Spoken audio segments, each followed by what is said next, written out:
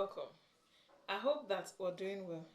So in today's video, I want to talk extensively on, my experience using castor seeds and the oil and how I survived castor seeds poisoning and what you can do if, somebody who is either venturing into the use of castor oil or you want to venture into it as a business. So I would need you to stay with me on this video. I'm going to make it short, yes, but very, very impactful, right? So I'm going to say that if you're yet unsubscribed to this channel, do yourself good. Leave us, a subscribe, turn on the notification bell, because here I share with you, useful things that could help you. So without further ado, castor oil, it's been rampant in the in the last years, yes, and a lot of people are beginning to use castor oil.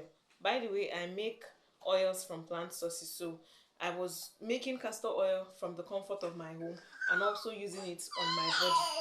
Now, some of the things that you want to note, especially when you want to use castor oil, is that the seeds, castor seeds, contain a toxic substance known as ricin.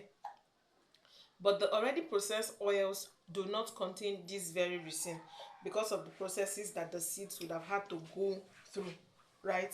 So now I'm going to be targeting people who want to venture into castor seed production first before I talk about the handlers, that's consumers. If you're somebody who wants to go into castor seed production, you want to ensure that you are producing in a well ventilated space.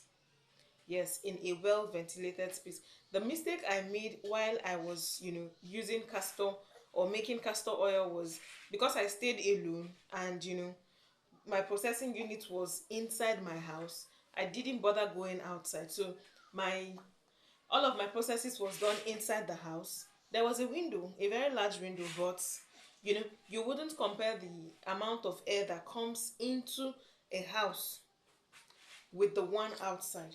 So if you're somebody who wants to go into castor oil production, one thing that you must ensure that you do to avoid contaminating your system with this resin is to produce in an airy place. Yes, when there's enough air, the circulation is not choked. The circulation of air is not choked. And one thing that even happened to me those days was whenever I went out of my house to work and come back, when I'm outside, I will feel very, very okay.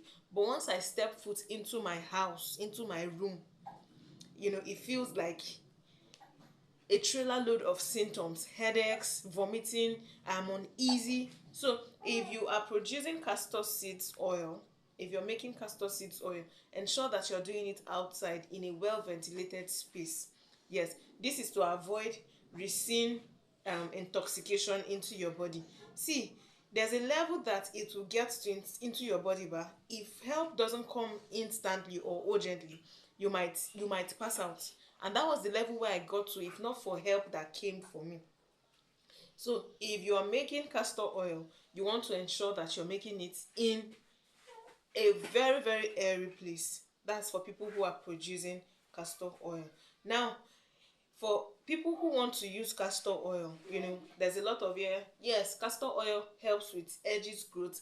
Castor oil helps with, fibroid and every uterine issues. It helps with inflammation. So if you're starting out using castor oil, you want to go slow.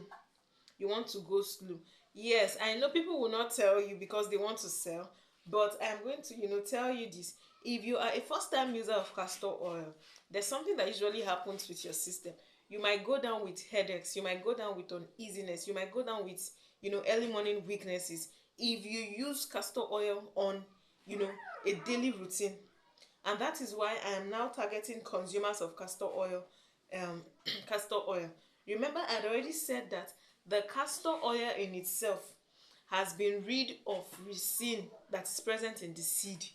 So for you to, relieve yourself of some of the initial symptoms that comes with using this very heavyweight oil, you want to ensure that you go or you use castor oil on alternate days. So let's say, for example, I am a first time user of castor oil. When I buy castor oil, I should use castor oil on Monday, skip Tuesday, use on Wednesday, skip Wednesday, use on Thursday.